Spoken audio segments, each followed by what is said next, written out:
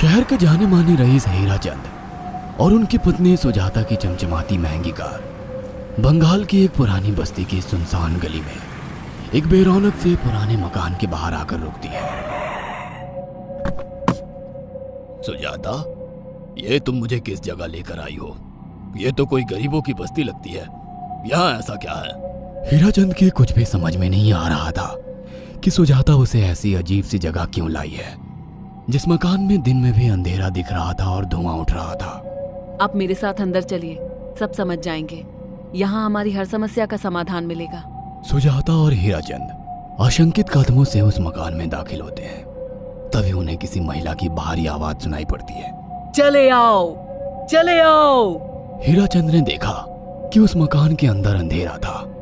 अचानक हीराचंद की निगाह एक कमरे की ओर पड़ी, जिसके अंदर हल्की हल्की सी रोशनी आ रही थी और उस कमरे के अंदर से धुआं उठ रहा था। शायद उस कमरे के अंदर आग जल रही थी। ये किसकी आवाज है? यहाँ इतना अंधेरा क्यों है और ये धुआं कैसे उठ रहा है? मेरा तो यहाँ दम घुट रहा है। सुजाता और हीराचंद धीरे धीरे कदमों से उस कमरे के अंदर चले गए। अंदर वाले कमरे में बिखरे बाल वाली एक खूबसूरत सी बूढ़ी औरत सामने जल रही आग में एक मुर्गी की गर्दन काटकर उसका खून गिरा रही थी और मुर्गी का शरीर छटपटा रहा था। ये देखकर सुजाता को उबकाई आने लगी। हीराचंद ने सुजाता की ओर देखकर कहा, तुम ही मुझे यहाँ लेकर आई हो और खुद ही घबरा रही हो। कौन है ये भयानक सी शक्ल वाली औरत और हम यहाँ क्यों आए हैं? अचानक उस औरत ने एक झटके में मुर्गे की गर्दन धड़ से अलग कर दी। ये देखकर सुजाता के मुंह से चीख निकल गई और सेठ हीराचंद भी सहम गया। वो बहुत डरावना नजारा था। ये अघोरा ताई हैं। ये हमें अपनी काली तंत्र विद्या से संतान सुख प्रदान कर सकती हैं। इसलिए मैं आपको यहाँ लेकर आई हूँ। कैसी बात करती हो? जहाँ बड़े से बड़े डॉक्टर सफल नहीं हुए, वहाँ ये मामूली औरत क्या कर लेगी? हीराचंद की बात सुनकर अघोरी ताई ने गुस्से से हीराचंद की ओर देखकर कहा, नादान हीराचंद, काली विद्या में इतनी शक्ति है कि मरे को भी जिंदा कर दे।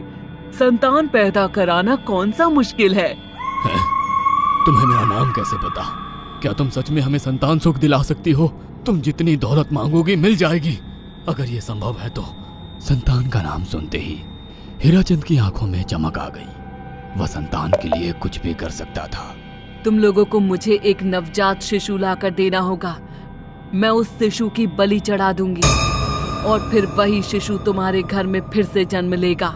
नवजात शिशु की बलि का नाम सुनते ही सुजाता और हरिचंद डर के मारे सिहर गए, पर उनकी आंखों में उनकी संतान का सपना ज्यादा बड़ा था। वह सब करने को तैयार थे। अघोरा ताई, आप जैसा कहेंगे हम वैसा करेंगे। बस हमें संतान सुख दिला दो। बिना वारिस के हमारी दौलत किस काम की? संतान सुख के लिए अंधे हो चुके सुजाता और हरिचंद अपनी नौकरानी शीला से एक नवजात बच्ची चोरी करवा के अघोरी ताई को दे देते हैं।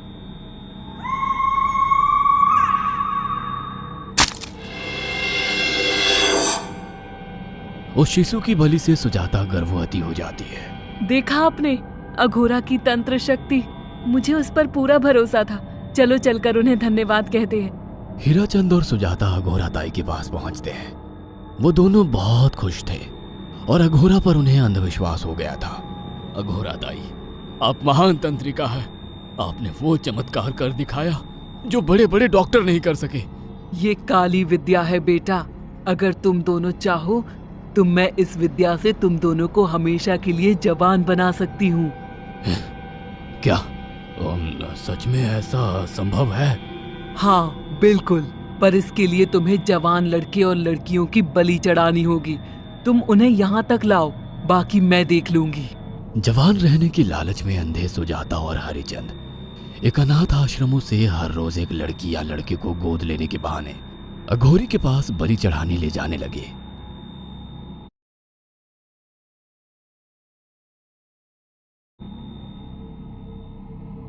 और एक दिन अघोरी ताई ने हीराचंद और सुजाता से इंसानी मांस खाने को कहा। पूरी तरह से इंसान से हैवान बन चुके अब वो दोनों इंसानी मांस खाने के लिए तैयार भी हो गए। ये गर्म खून और मांस खाकर तुम लोगों की उम्र भी बढ़ जाएगी। खाओ इसे। हाँ, सच में ये इंसानी मांस बड़ा स्वादिष्ट है। अघोरा ने अपनी बातों में फंसाकर सुजाता और हरिचंद को नरभक्षी बना दिया था। वो तीनों हर दिन बलि चढ़ाकर खून पीकर मांस खाने लगे। नौकरानी शीला भी नए शिकार लाने में उनकी मदद करती थी, मगर एक दिन शीला को शिकार नहीं मिला। मेम साहब, आज एक भी शिकार हाथ नहीं लगा और मैं बहुत थक गई हूँ और घर जाकर थोड़ा आराम करना चाहती हूँ। कोई बात नहीं शीला, एक छोटा सा काम है, तुम हमारे साथ चलो, लौटते में हम तुम्हें घर छोड़ देंगे। जी मेम साहब। शीला नहीं जानती थी कि शिकार नहीं मिलने से सुजाता और हरिचंद अंदर से बौखला गए थे और उनके दिमाग में एक शैतानी चाल चल रही थी। सुजाता, ये बेहोशी की दवा है। शीला के कार में बैठते ही तुम उसे सुंघा देना। आज हमें इसी की बलि देनी होगी। इसने हमारे यहाँ का बहुत खाना खाया, अब हम लोग इसे खाएंगे। वैसे भी ये आगे चल के हमारे लिए खतरा बन सकती थी। कार में बैठते ही सुजाता शीला को बेहोश कर देती है और वो लोग सीधे अघोरी ताई के यहाँ पहुंच जाते हैं, जहाँ अघोरी ताई शीला की बलि चढ़ा देती है और तीनों मिलकर उसे नोच कर खाते हैं। अघोरी ताई, हमको बलि चढ़ाते हुए पूरा 1 साल हो गया है। हमारा बेटा भी साल भर का हो चुका है। अब और कितनी बलि देनी होगी? बस एक आखिरी क्रिया और बची है, उसके बाद तुम दोनों हमेशा के लिए जवान हो जाओगे। कैसी क्रिया अघोरा ताई? 3 दिन बाद सूर्य ग्रहण है। हमें पास के घने जंगल में एक विशेष क्रिया करनी होगी। उसके बाद तुम लोग कभी बूढ़े नहीं होगे। कितना अच्छा होगा, हम हमेशा जवान रहेंगे और सालों साल तक अपनी दौलत से ऐश करेंगे। हाँ, सच कहा। अघोरा ताई ने हमारे हर सपने पूरे कर दिए। 3 दिन बाद बंगाल के बियाबान जंगल में कोहरे और ओस से भीगे पेड़ों के बीच एक घने बरगद की बेलों पर कटे इंसानी सिर लटक रहे थे, जिसमें से खून टपक रहा था। काले जादू का सामान भी रखा था। कितनी भयानक जगह है ये, हर तरफ कटे हुए सर लटक रहे हैं। थोड़ी देर में सब समझ जाओगे। बैठ जाओ और मेरे साथ ये मंत्र दोहराओ। ओ, अघोरा, ये किन लोगों की कटी हुई गर्दनें हैं? आप यहाँ क्या करने वाली हो? हीराचंद की बात सुनकर अघोरा जोर जोर से हंसने लगी और उसने एक शैतानी हंसी हंसते हुए हीराचंद की ओर देखकर कहा,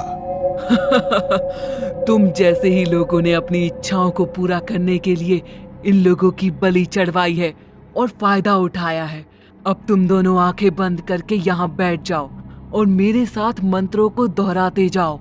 अघोरा ने सुजाता और हरिचंद को वशीकरण मंत्र और काले जादू के इस्तेमाल से सम्मोहित कर दिया और देखते ही देखते वो एक भयानक डायन में बदल गई और चीखती हुई बोली, अब मैं तुम दोनों की बलि चढ़ाकर अमर हो जाऊंगी, क्योंकि तुम लोगों ने 100 लोगों की बलि का खून पिया है। देखते ही देखते उस डायन ने फरसे से एक एक करके सुजाता और हरिचंद की गर्दन काटकर जल रही आग में बलि चढ़ा दी और उनका गर्म खून पीने लगी। जब तक तुम जैसे मूर्ख और लालची लोग अपने फायदे के लिए दूसरों को मेरे पास लाते रहेंगे, मैं उनका फायदा उठाकर ऐसे ही उनकी बलि चढ़ाती रहूंगी। दरअसल अघोरा एक डायन थी और अपना स्वार्थ पूरा करने के लिए उसने हीराचंद और सुजाता की लालच का फायदा उठाकर उनकी भी बलि चढ़ा दी। बुरे काम का बुरा ही नतीजा मिलता है। अगर आपको हमारी ये कहानी पसंद आई हो तो इसे लाइक और शेयर करना ना भूलें। साथ ही ऐसी और नई कहानियों के अपडेट्स पाने के लिए हमारे चैनल अक्षु टीवी को जरूर सब्सक्राइब करें।